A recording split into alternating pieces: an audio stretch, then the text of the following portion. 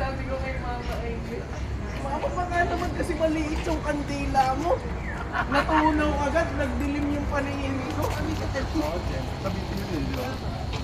Pero ang ano po na.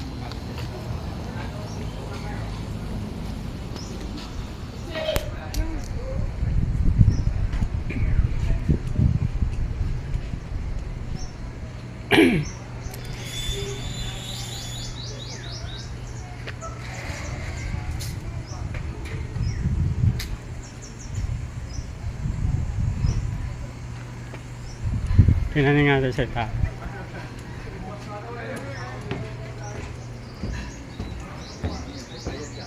Hindi, titingnan lang naman yung picture eh.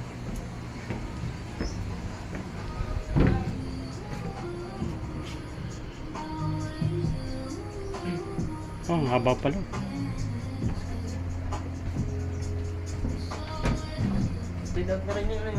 Kunan ko lang ang boss ng picture ha.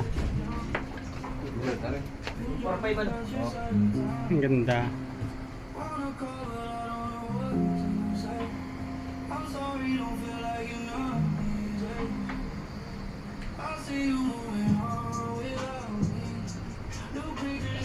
Thank you.